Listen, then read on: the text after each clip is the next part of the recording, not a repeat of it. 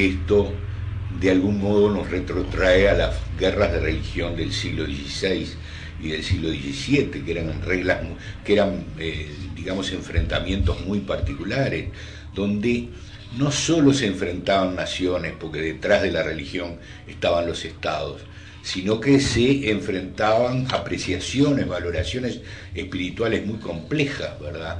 Y la humanidad, con los procesos de secularización, pareció haber superado esa etapa, y de pronto el 11 de septiembre nos retrotrajo de un golpe a una realidad que daba la impresión de que hacía 3 siglos que había quedado atrás, ¿verdad? ¿Puedo hacer un apunte? Sí. Coincido, pero coincido en todo, pero quiero matizar algo. Me parece que más que guerras de religión son guerras geoestratégicas por los recursos naturales, pero que se valen, o sea, que instrumentalizan la religión, la manipulan en nombre de, es decir, porque queda realmente grosero decir, no, yo invado un país porque quiero abastecerme de su petróleo. No se dice de esa manera, y yo no soy de suscribir, siempre lo digo, tesis conspirativas, ¿verdad?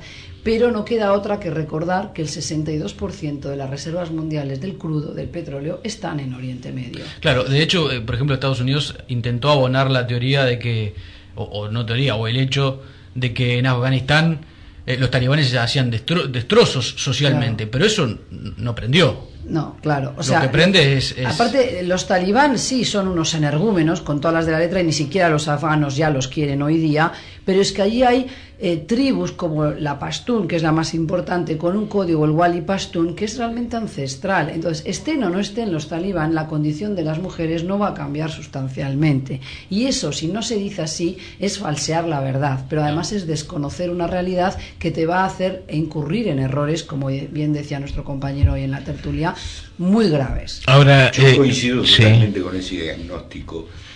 Las guerras nunca obedecen a factores monocausales, ni siquiera las reglas de religión clásicas del siglo XVI europeo.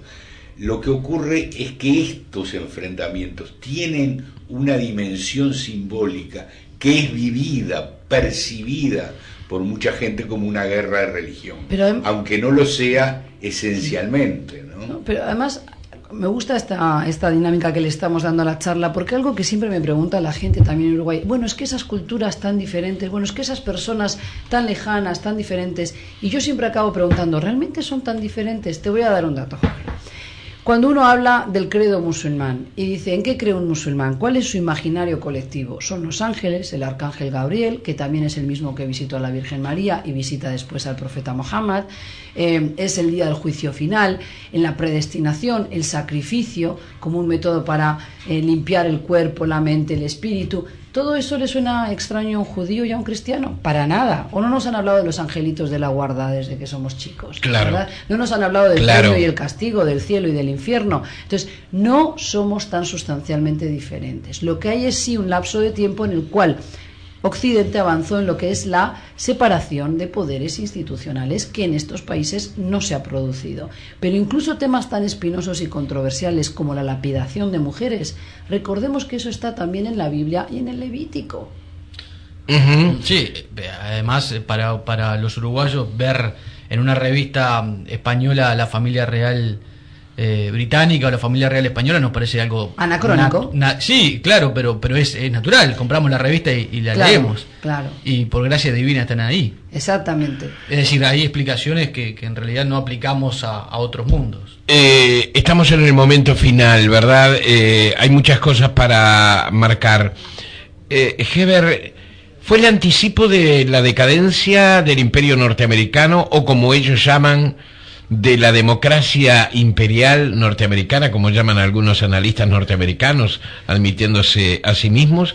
Estados Unidos es un país decadente, es un país que definitivamente ya no va a ser lo que fue. Son preguntas que entiendo deben ser muy difíciles de responder. Yo no me afilio a pronósticos demasiado terminantes ni demasiado catastrofistas.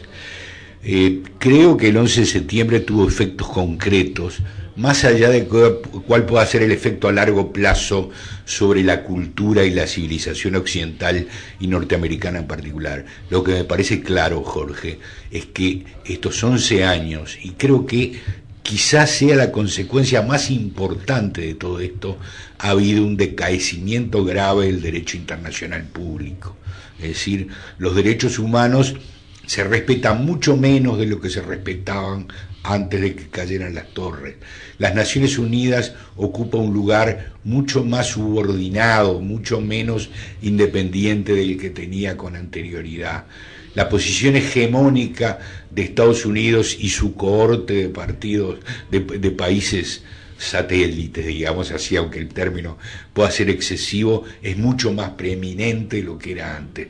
Todo eso conforma una nueva realidad internacional que es por lo menos preocupante.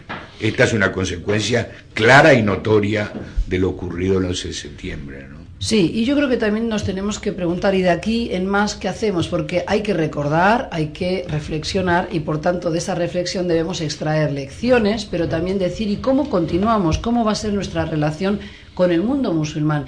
Porque están aquí, son 1.300 millones, en Uruguay también hay musulmanes, son pocos, alrededor de 300 personas, pero muchos de ellos son ya musulmanes conversos, es decir, son uruguayos que un buen día, después de estudiarlo, después de acercarse al mundo del Islam, encontraron en esta fe un nuevo método, una nueva forma de vida. Y entonces no podemos evitar tener vecinos, y además no debiéramos querer evitarlo. Por eso digo que a mí me gustaría ver qué hemos cambiado en nuestro discurso, en nuestra narrativa acerca del mundo islámico, o si seguimos acaso mirándolos en clave de amenaza, porque los percibimos como algo que atenta contra nuestros valores. E insisto, creo que Occidente debe también reflexionar sobre qué es eso que llamamos cultura occidental, valores occidentales. Toda esa discusión que hoy también se da en Uruguay sobre la crisis de los valores nos debiera hacer reflexionar también que a veces desde el mundo islámico, no necesariamente el mundo musulmán radical, pero los moderados, también tienen argumentos que son sólidos cuando dicen que nuestra sociedad está en decadencia, ¿verdad? Yo creo que tenemos que tender no al choque de civilizaciones, sino al diálogo, y eso es algo que yo quería decir. Creo que antes del 11 de septiembre toda esta cuestión del diálogo interreligioso, cátedras como la que dirijo en la Universidad Católica del Uruguay, que me parece que no se ha destacado y hay que hacerlo. Uruguay es un país en eso realmente con sensibilidad. Tú lo sabes bien, sí. Antes del 11 de septiembre no existía una cátedra universitaria que trabajase esta temática. Hoy, en el Departamento de Formación Humanística, tenemos una cátedra de Ciencias de la Religión y ahí se dictan cursos, sobre todo de cultura judía, o sea, de cátedra de judaísmo, cátedra de cristianismo, también cátedra de islam y mundo árabe, pero además también se dictan cursos sobre budismo, confucianismo. ¿Por qué? Porque el diálogo interreligioso es algo importante. Todo el mundo habla de la posmodernidad y a veces se confunden las cosas y se cree que la modernidad trajo el fin de la religión. Y no, lo que hay es una eclosión, una explosión de fe, de hechos religiosos. Hay distintas expresiones de fe también aquí en Uruguay, ¿verdad? Y eso hay que recordarlo, y además es necesario que ese diálogo continúe, porque para poder convivir con el diferente hay que acercarse a él, hay que conocerlo, hay que entenderlo, respetarlo, no necesariamente para estar de acuerdo con él, pero sí para poder convivir de una manera armónica y por lo menos no darte la vuelta con temor a que te ataque. Ha sido fantástico escucharlos a los dos. Gracias a la profesora Susana Mangana, recordamos, encargada de la Cátedra Permanente del Mundo Árabe en la... ¿Sí? Que el lunes arrancan mis cursos, si me permites Sí, decirlo. claro que sí. El lunes comienzan tus cursos en la Universidad Católica. El segundo semestre, en el 2487-2717. Lo reiteramos, 2487... 2717. Y al doctor Gebergato, que le decimos un abrazo como siempre. Hasta el miércoles. Y que afloje River, ¿no? Que afloje un poco River. Un poquito. Lloraron mucho de que se les habían ido jugadores. Ese final opacó todo el brillo anterior. Está muy bien. Se ve que tenían algo tapado ahí. Sí, dejaron de algunos jugadores que se fueron al último momento, pero qué reacción. Qué reacción. ¿Dónde aprendí yo de fútbol uruguayo? Los cuadros, sí. En Qatar, en la reunión que tenían con el emir, digamos, el jefe de Estado, Alzani, entre el expresidente Vázquez y él, que empezaron a hablar todos con los ministros, cada uno era de un cuadro diferente, y yo nunca había hablado del cuadro Progreso. O sea, allí está. Así que bueno, ahí aprendí de la diversidad de equipos futbolísticos. ¿Cómo es el fútbol en Qatar? Bueno, ahora hay otro técnico, ¿no? ¿Verdad? Que Diego Aguirre. Es muy importante, digamos, ha cobrado mucha vida, porque además tuvieron allí a Fossati como director técnico, sí. y juegan con ese calor imponente, ¿no? 50 grados, ¿verdad? 45 grados desde mayo hasta octubre, pero bueno, les gusta mucho, sí. Señores, gracias, seguimos adelante, estamos en la mañana de Oriental, estamos en tiempo presente, estamos en la Rural del Prado.